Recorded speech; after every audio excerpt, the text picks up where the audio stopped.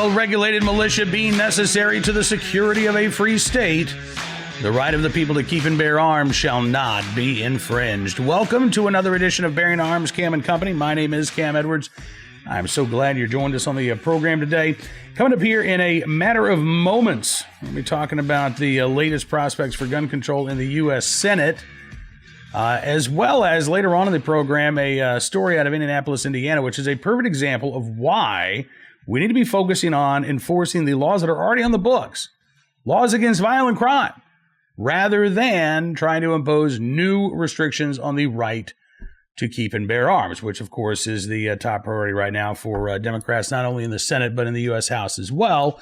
Democrats in the House passing H.R. 8, H.R. 1446 the week before last, both measures dealing with background checks. H.R. 8, a quote-unquote universal background check bill that would require background checks be performed on the vast majority of private transfers of firearms. H.R. 1446 would expand the length of time that the federal government has to conduct a background check from 3 business days to at least 10 business days, and quite possibly indefinitely, given that the seller of that firearm would have to petition the government for permission to sell that gun if more than 10 business days go by and the government has not gotten back to that gun seller. Both of these measures, again, not going to impact violent criminals because they don't obey the laws to begin with.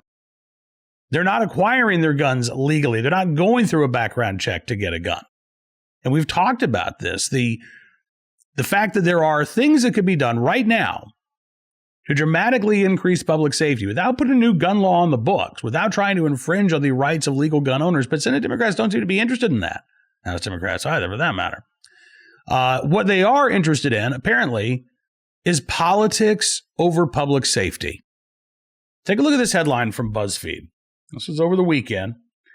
Democrats are willing to rein in their gun control ambitions to break the NRA's hold on Congress. The NRA kind of walks around like they own Congress, said Senator Tim Kaine. Rather than wait for a comprehensive bill, why not, quote, do something? Yeah, not something that works, not something that is actually going to make a difference for the good people who live in bad neighborhoods right now. No. Something to try to put the NRA in its place. That is the top priority for Democrats right now. Not doing something effective, but doing something that would allow them to issue a press release and say, look what we did. We showed the NRA. It's absurd. It's obscene. It's not even absurd. It's obscene. There are real people being impacted by here. We're told by these Senate Democrats, by these gun control advocates in Congress, we have to do something. We have to do something right now. This is a crisis. This is an emergency. And then we see stuff like this. Senate Democrats have told BuzzFeed News they're considering curtailing their ambitions on gun reform and pushing a narrower piece of legislation that can actually pass, rather than sweeping reforms that would likely be doomed. The party winning both chambers of Congress plus the White House may have raised hopes for long-sought gun control measures such as a ban on quote-unquote assault rifles, but Democrats are instead starting to look at smaller measures that can win bipartisan support and break the National Rifle Association's strong influence over Congress. I never, ever, ever want to hear any of these anti-gun politicians say, we can't wait, it's an emergency, when they're playing games like this. If they truly did believe that banning AR-15s would dramatically increase public safety, then they'd be pushing for it. Even if they didn't have the votes, they'd be pushing for it. They'd be pushing for it right now. But I don't think they really believe that. I don't think they believe it's a crisis. I don't think they believe that gun control is the answer. This is about playing politics. This is about trying to put a black mark next to the NRA and say, look what we did here. Doesn't matter if a violent criminal isn't impacted in the slightest, because that's not where Democrats are aiming. They're aiming for you and for me and for every other legal gun owner out there. Massachusetts Senator Elizabeth Warren. I want to see us take real concrete steps on gun safety. We don't have to do every single thing at once. We could just take a bite, enough to show that the NRA does not have the entire Congress by the throat. Like what, Senator Warren? What's that first bite that you want? No, nothing. Didn't say. No specifics. Nope, not at all. The approach could put the Senate at odds with the Democrat-controlled House, says BuzzFeed, which just passed 2 bills to strengthen background checks and require them for nearly all gun purchases. One compromise being considered is a previous bill from Senators Joe Manchin and Pat Toomey to expand background checks to sales at gun shows and online, but not when individuals sell or give firearms to friends or family. Options like a quote-unquote assault rifle ban are likely off the table, but some Democrats think that they could get to 60 votes with a limited background check expansion paired with other more narrow measures, such as expanding extreme risk protection orders, which let police preemptively seize guns from people deemed to be dangerous. All right, so there's a lot to unpack there. Let's get started. First of all, I would say that I'm relieved to see BuzzFeed report that a ban on AR-15s and modern sporting rifles appears to be off the table, at least for now. I'm not sure that I believe it. I don't think that they can get to 60 votes. But if they decide, again, this is going to be the running theme between now through the midterms. If they decide, well, we've got to nuke the filibuster, we're not going to get anything done otherwise, then all of a sudden, H.R. 8 and H.R. 1446, they're the least of our worries. Because if they nuke the filibuster, then it is on. And they're going to try to pack the court, and they're going to try to not even try. Yeah, when it comes to packing the court, they're going to try. And they would try to get a ban on modern sporting rifles to Joe Biden's desk, and they'll be able to do it with 51 votes, although Republicans, again, are vowing that they would simply grind business to a halt in the Senate if the filibuster were nuked. But BuzzFeed doesn't mention this, and I think that infighting between Democrats on the filibuster colors every decision that is going to be made in Washington, D.C. between now and the midterms. Because there is a large group of Democrats who believe that they are in this window of opportunity right now. And that window is going to slam shut come midterms, when Republicans, I think, have a very good shot of taking control of the House and maybe taking back the Senate as well. And so Democrats are operating under this assumption of, look, we only have a limited amount of time here. And we have to put these things in place, not only to get Joe Biden's agenda through Congress and to his desk, but to ensure that Republicans don't take power again. Talked about this last week on the at bearingarms.com, a piece of the Washington Post by one of the court packing advocates. And his attitude is simple. You can say that packing the court would destroy the Republic, but the Republic has already been destroyed, he says, by activist Republicans. And so nuking the filibuster, packing the court full of anti-gun justices would simply be, in his mind, in the mind of some of these other Democrats, restoring balance, as opposed to establishing one-party rule. And yes, that court packing advocate said, look, if we pack the court, we could ban handguns. We could overturn the Heller decision. So, again, we're not just talking about what Senate Democrats are going to do in terms of, H.R. 8 and H.R. 1446. We're talking about what Senate Democrats are going to do in terms of the filibuster, in terms of pure majoritarianism. And I believe that the pressure is growing on the Democrats in the Senate to actually blow up those norms and to establish what amounts to one-party rule, not just for the next 2 years, but forevermore in their mind. That's their goal.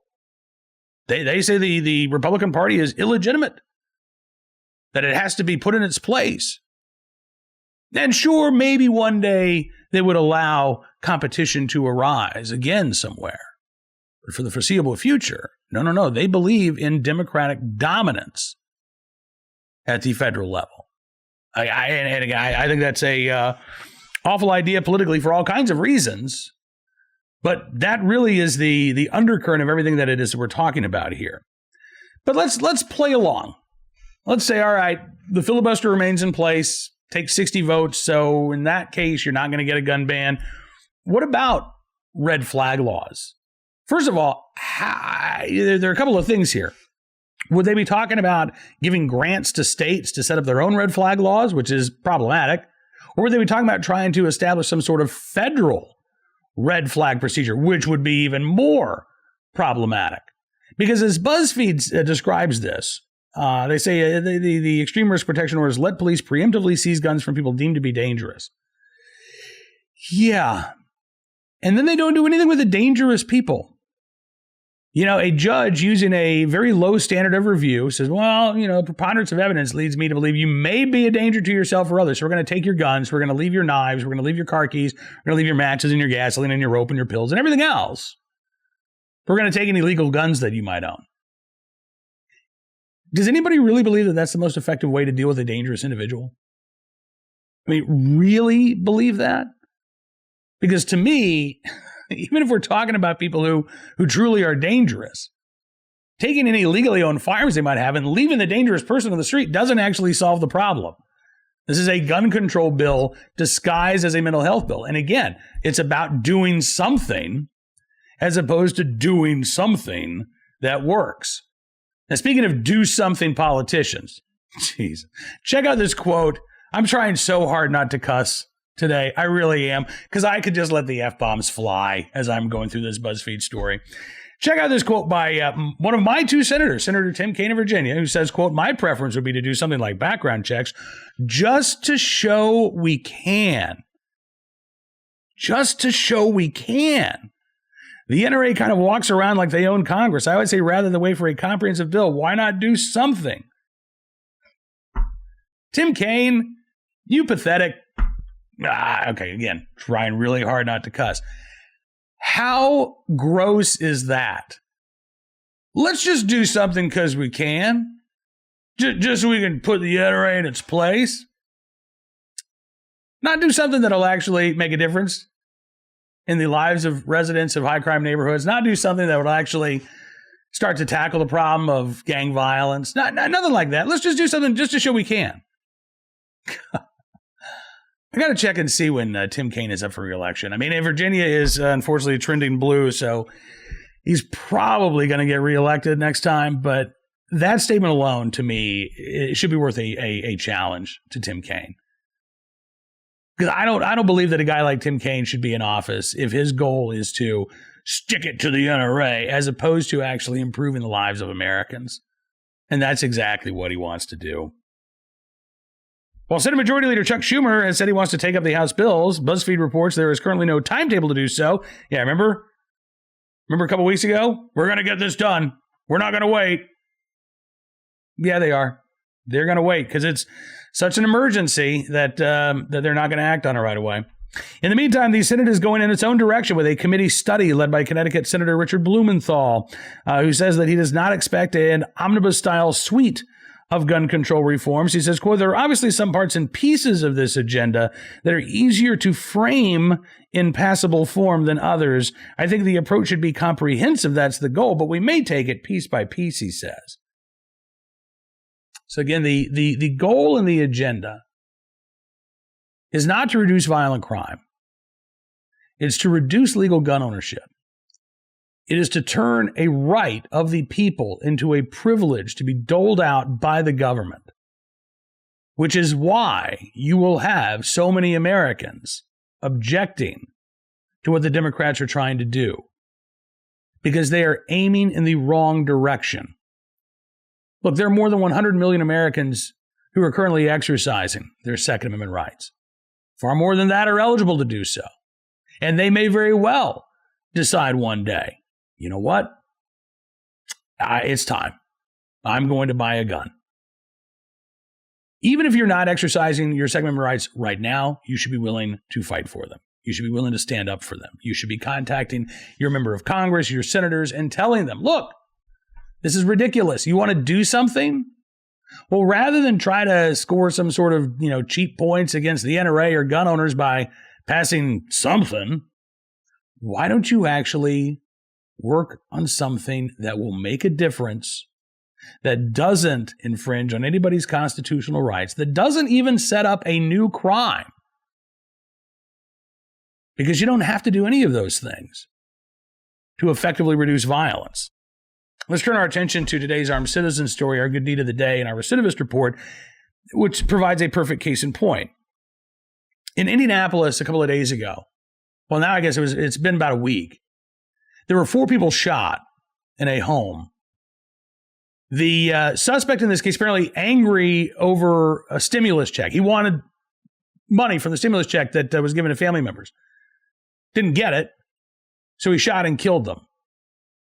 And now, today we get this headline from the Indianapolis Star. First came a gun charge, then a shooting. Now he's accused of killing 4 on Randolph Street. That's right. This guy, accused of killing 4 people, well known to law enforcement. Indianapolis Star even says, when Malik Halfacre faced a judge last week on charges that he killed 4 people on Randolph Street in Indianapolis, it was not the first time he was in court for his alleged role in a shooting. In May of 2017, so less than 4 years ago, Halfacre was charged with aggravated battery, carrying a handgun without a license, and pointing a firearm. The charges came after he was accused of shooting and wounding a man on the west side of Indianapolis. The most serious charge, a level 3 felony count of aggravated battery, carries a sentencing range of 3 to 16 years. But Halfacre did not receive 3 to 16 years. He did not receive a year behind bars. Instead, Halfacre entered a plea deal. And the aggravated battery charge was dismissed. And he was sentenced to 250 days of probation, in addition to the 240 days that he had spent in jail awaiting trial. The Indianapolis Star quotes Rick Snyder, the president of the local Fraternal Order of Police, as saying that Halfacre's history is a, quote, prime example of a revolving door in Indianapolis criminal justice system that lets offenders off easy and leads to more crime. Marion County Prosecutor Ryan Mears says Halfacre's case shows the challenge that his office faces every day: uncooperative witnesses and victims. All right, let's talk about that, because I think both of them are right. We do have a revolving door in our criminal justice system. And one of the reasons why we have that revolving door in our criminal justice system, uncooperative witnesses, uncooperative victims. Why is that? Well, in some cases, it may be the code of the street. Snitches get stitches, right? I'm not going to talk to police. We're going to keep this beef between us. I'm not going to get the police involved. That's a tough challenge. But there is something that can be done for another group of uncooperative witnesses and victims, those who are afraid to come forward. And again, why are they afraid?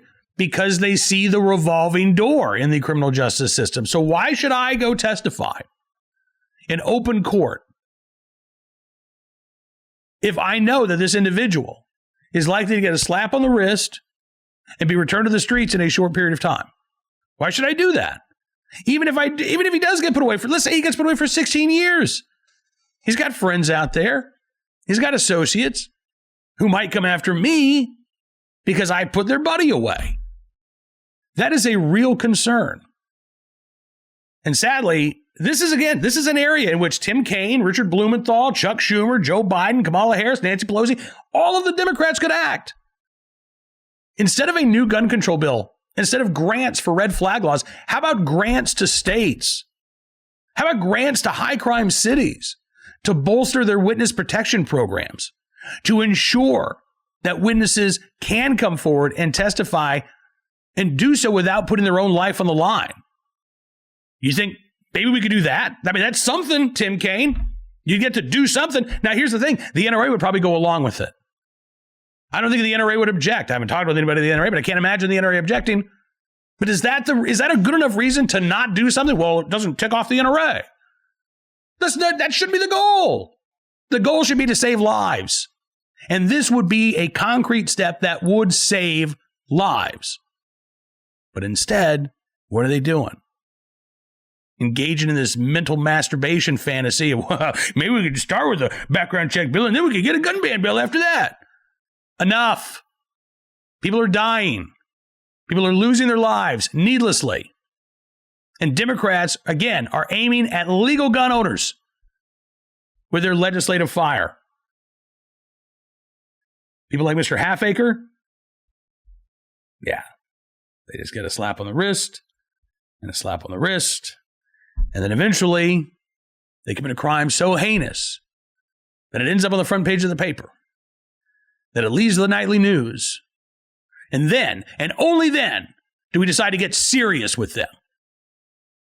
That's a hell of a stupid way to deal with violent crime. And we can't be shocked we're getting more of it. All right, today's armed citizen story, Cleveland, Ohio. Man killed seeking ex at St. Patrick's Day party in Cleveland a month after he attacked her. So, again, sadly, not an unusual story. Abusive ex shows up, tries to harm the woman who left him. Thankfully, in this case, there was an armed citizen who was there to protect her. An 18-year-old man fatally shot a man who showed up at a St. Patrick's Day party looking for his ex-girlfriend, according to police. 29-year-old Derek Wilson died in an early morning shooting in the city's Stockyard neighborhoods. The 18-year-old who shot Wilson later gave an interview to homicide detectives and with his attorney, turned over his gun. Detectives did not arrest him. They are investigating the case as a potentially justified shooting under Ohio's Castle Doctrine. So this case is still open. This 18-year-old could still be facing charges, even though it seems pretty clear that he was acting in defense of another. According to the Cleveland Plain Dealer, a judge back in February issued a temporary protection order barring Wilson from going near his 25-year-old ex-girlfriend after she accused him of attacking her. The shooting happened last Thursday at 7 o'clock in the morning. Wilson's ex-girlfriend was inside the home for a St. Patrick's Day party that was still going from the day before. Wilson showed up looking for his ex, got into an argument with another man that escalated into a fight outside of the home. The man then went back inside the house, locked the front door. Wilson kicked the door several times. The 18-year-old, who was not involved in the fight, fired a single gunshot through the door, according to police, bullet hitting Wilson in the back, killing him. Back on February the 7th, Wilson attacked the 25-year-old woman in her home. She told officers at the time the two had been in a relationship for a couple of years. He had punched her in the face. Punched her several times in the body, knocking her to the ground, and then stomped on her head several times, leaving her unconscious. She woke up. She didn't see Wilson in the room. She jumped out of a second-story window to escape, ran to a neighbor's home, called for an ambulance. She told officers that Wilson had become more violent during the past year, that he had threatened to kill her. He had choked her several times. She said that she believed he was capable of killing her, that he had access to weapons. Prosecutors filed charges against Wilson 2 days later. A warrant was issued for his arrest. He was never arrested on that warrant. Again, you can put out a warrant, doesn't mean you're going to put out an all-points bulletin. So a restraining order had been filed and granted. A warrant was out for his arrest, but he was never taken into custody. He has three previous criminal convictions, carrying without a license and then possessing a firearm as a convicted felon. Again, no word on what type of prison sentence Wilson received for being a felon in possession of a firearm. Eligible for a federal prison sentence, but doesn't sound like he got one. Cleveland Plain Dealer says this is the second time in recent weeks that a man accused of domestic violence was shot to death when he returned to attack his victim. February 21st, 21-year-old, staying with a domestic violence victim for her protection, fatally shot Mark Downs, who police said had returned to the woman's home to attack her. He had attacked the woman earlier in the day.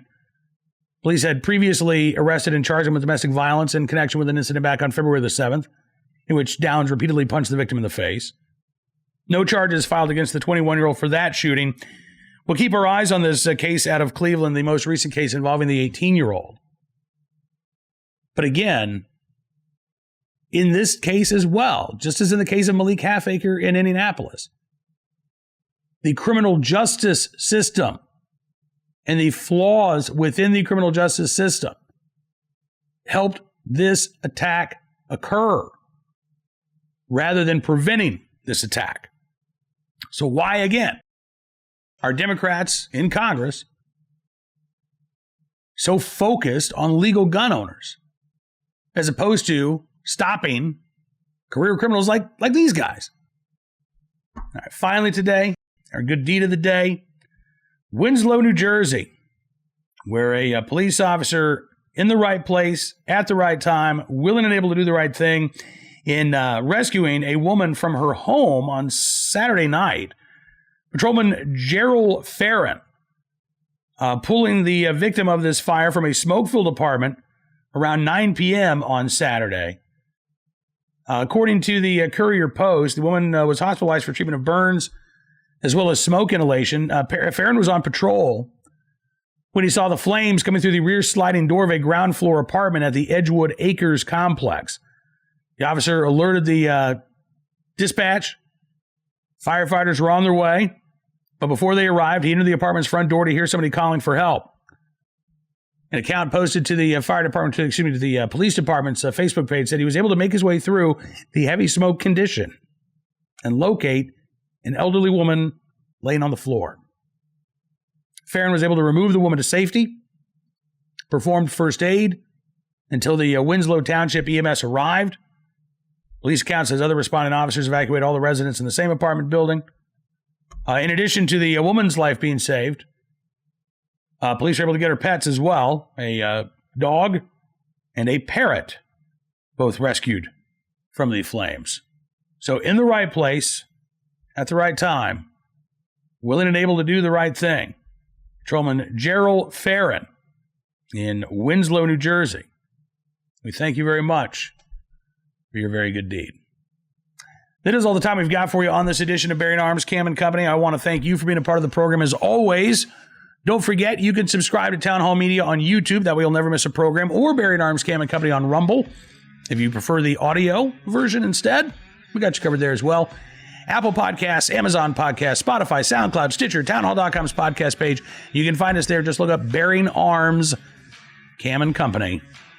We'll be back tomorrow with more of the latest Second Amendment news and information from all across the nation. But until then, be well, be safe, and be free.